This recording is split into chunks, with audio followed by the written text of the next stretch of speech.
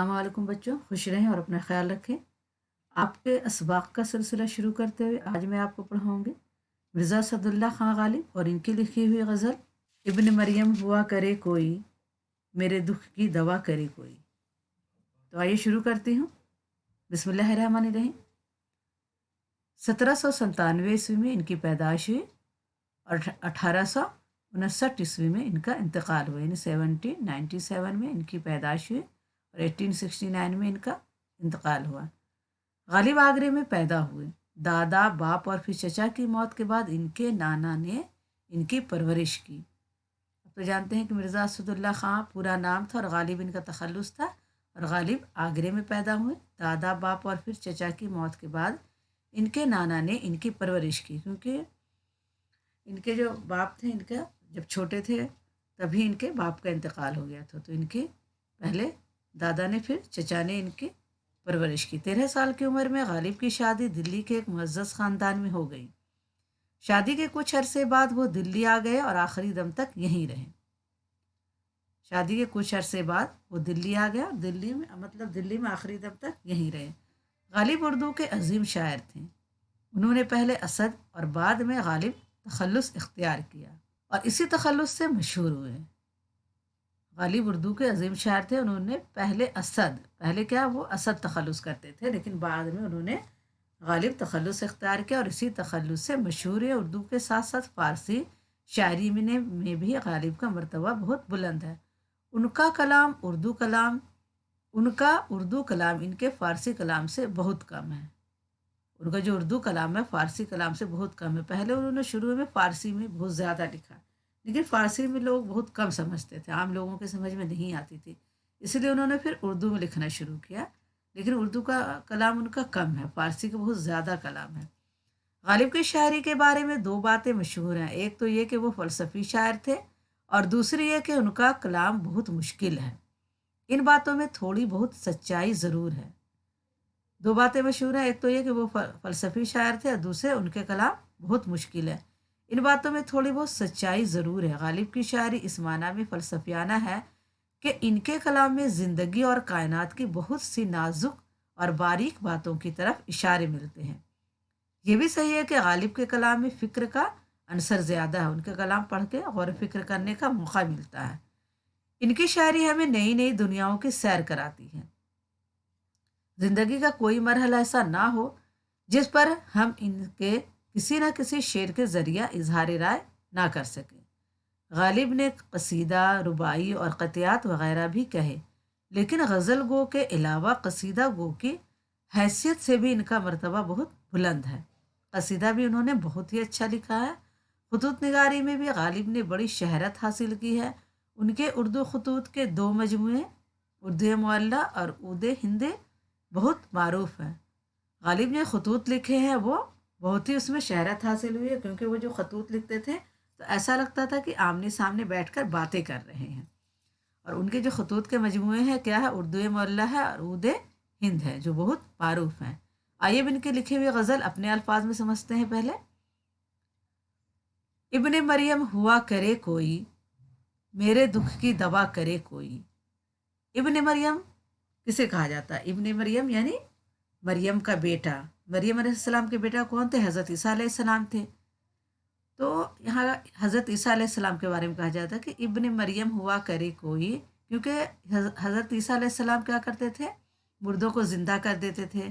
اگر کسی کی بیماری ہوتی تھی تو وہ چھوتے تو بیماری اچھی ہو جاتی تھی۔ تو غالب کہہ رہے ہیں کہ ابن مریم ہوا کرے کوئی، وہ مطلب عیسیٰ علیہ السلام سب کو زندہ کر دیتے تھے، لیکن میرے دکھ کی دوا کرے کوئی، میرے جو دل میں دکھ ہے، جو میں محبوب کے غم میں مبتلا ہوں، تو اگر میرے دل کے دکھ کی دوا کریں گے تو میں سمجھوں گا کہ ابن مریم ہے کوئی۔ جو میرے دکھ کی دوا کرے گا اسے ہی میں سمجھوں گا کہ ہاں وہ کوئی ہے۔ بک رہا ہوں جنوں میں کیا کیا کچھ نہ سمجھے خدا کرے کوئی۔ جب انسان کیا ہوتا ہے، محبوب کے عشق میں پاگل ہوتا ہے، عشق میں دیوانہ ہوتا ہے، تو وہ دیوانگی میں کچھ بک جاتا ہے، بہت کچھ بول جاتا ہے۔ تو اب شاعر کہہ رہا ہے کہ میں تو جنوں میں کیا کیا کچھ کہہ گیا ہوں اپنے محبوب کو، کچھ نہ سمجھے خدا کرے کوئی، یعنی کہ میرے محبوب کو کچھ نہیں سمجھ میں آئے، اللہ کرے وہ کوئی بات میری نہیں سمجھے۔ بات پر وہاں زبان کٹتی ہے، وہ کہیں اور سنا کرے کوئی۔ بات جو کہتے ہیں تو کیا زبان کٹتی ہے، ایسا کہا جاتا ہے کہ بادشاہ یا محبوب کے آستان میں کیا ہوتا ہے کہ آدمی صرف سنتا ہے، بادشاہ کے دربار میں بھی صرف سنتا ہے، کسی کو بولنے کی اجازت نہیں ہوتی ہے۔ اور محبوب کے آستان پہ بھی ایسے ہی ہوتا ہے کہ صرف سننا ہے، بولنا نہیں ہے، کیونکہ اگر ہم زیادہ بولیں گے شاید محبوب کو کوئی بات بری لگ جائے اور مجھ سے وہ ناراض ہو جائے۔ اور بادشاہ کے دربار میں بولنے سے کیا ہوتا ہے کہ بادشاہ تو زبان ہی کٹوا دیتا ہے۔ تو یہاں پہ کہہ رہے ہیں کہ صرف ہم کیا کریں، وہ کہیں اور سنا کرے کوئی، صرف محبوب کی بات سنو اور بولو کچھ نہیں، کیونکہ بولنے سے کیا ہوتا ہے اس کی ناراضگی کا خطرہ ہے۔ کون ہے جو نہیں ہے حاجت مند، کسی کی حاجت روا کرے کوئی۔ اب شاعر کہتے ہیں کہ کون ہے دنیا میں، کون ایسا آدمی ہے جو حاجت مند نہیں ہے، جو ضرورت مند نہیں ہے۔ ہر انسان ضرورت مند ہے، اور کس کس کی حاجت پوری کرے، کس کس کی حاجت روا کرے، یعنی کس کس کی ضرورت مند کرے کوئی بھی انسان کس کی ضرورت کتنا پورا کر سکتا ہے۔ جب توقع ہی اٹھ گئی غالب، کیوں کسی کا گلہ کرے کوئی۔ جب توقع یعنی امید، جب ہماری امید ہی اٹھ گئی ہے، جب ہم نے اپنے محبوب سے امید ہی اٹھا لیا ہے، اس سے ملنے کی امید یا اس سے شکوہ کرنے کی امید، کسی چیز کی اب ہمیں اپنے محبوب سے امید نہیں رہی، تو جب ہم امید ہی نہیں ہے کسی بات کی تو ہم گلہ کس بات کا کریں، شکوہ کس بات کا کریں، شکایت کس بات کا کریں۔ اب ہمیں اپنے محبوب سے کوئی شکایت نہیں ہے۔ یہ تو غالب کی غزل تھی۔ اب آئیے لفظ اور معنی پڑھتے ہیں۔ ابن مریم یعنی مریم کا بیٹا حضرت عیسیٰ علیہ السلام، جنو یعنی دیوانگی، سودا، حاجت مند یعنی محتاج ضرورت مند، حاجت روا کرنا ضرورت پوری کرنا، گلہ یعنی شکوہ شکایت۔ غور کرنے کے بعد پڑھتے ہیں۔ یہ غزل سہل ممتنع کی بہترین مثال ہے۔ سہل ممتنع کسے کہتے ہیں؟ آسان زبان میں شعر و شاعری کہنا، جیسے کہ وہ ایسا شعر جو کہ اس کی تشریح کرنے کی ضرورت نہ پڑے، نثر کے بالکل قریب ہو اور لگے کہ یہی نثر ہے، لیکن الفاظ اتنے ترتیب سے لکھے ہوتے ہیں کہ یہ شعر بن جاتا ہے۔ تو آسان زبان میں شعر جو لکھے جاتے ہیں اسے سہل ممتنع کہا جاتا ہے۔ مطلب میں شاعر نے ابن مریم کی تلمیح کا استعمال کیا، کسی مذہبی یا تاریخی واقعے کی طرف اشارہ کرنے کو تلمیح کہتے ہیں۔ ابن مریم حضرت عیسیٰ علیہ السلام کی کنیت ہے۔ اب ہم نے آپ کو تلمیح کئی بار پڑھایا ہے کہ تلمیح کسے کہتے ہیں، کسی مذہبی یا تاریخی واقعے کی طرف اشارہ کرنے کو تلمیح کہتے ہیں۔ اور ابن مریم کیا حضرت عیسیٰ علیہ السلام کی کنیت ہے۔ غالب نے اس شعر میں شوخ انداز اختیار کرتے ہوئے یہ اشارہ کیا ہے کہ حضرت عیسیٰ کی طرح کوئی میرے دکھ کی دوا کرے، جس طرح حضرت عیسیٰ علیہ السلام مردے کو زندہ کرتے تھے، بیماروں کو اچھا کرتے تھے، اسی طرح میرے بھی دکھ کی دوا کرے کوئی۔ ابن مریم حضرت عیسیٰ علیہ السلام کی کنیت ہے۔ کنیت اس نام کو کہتے ہیں جو ماں باپ کے تعلق سے بولا جاتا ہے۔ کنیت کسے کہتے ہیں؟ کنیت اس نام کو کہتے ہیں جو ماں باپ یا ماں کے تعلق سے بولا جاتا ہے۔ جیسے ابن مریم کیا ہے؟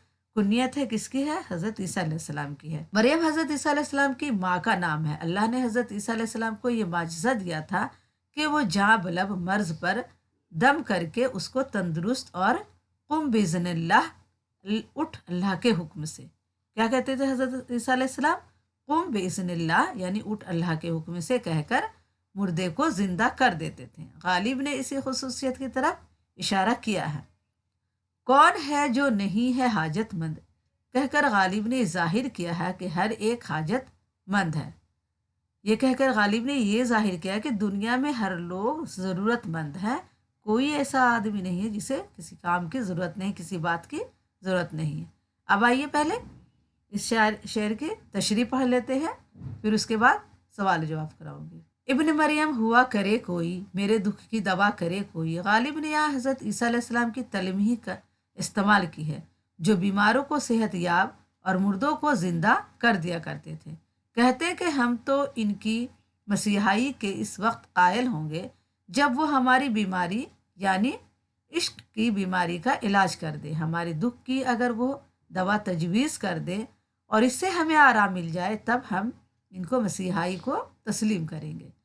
بک رہا ہوں جنوں میں کیا کیا کچھ نہ سمجھے خدا کرے کوئی، میں جوش جنوں میں نہ جانے محبوب کو کیا کیا کہہ گیا ہوں، خدا کرے میرا محبوب اسے نہ سمجھے۔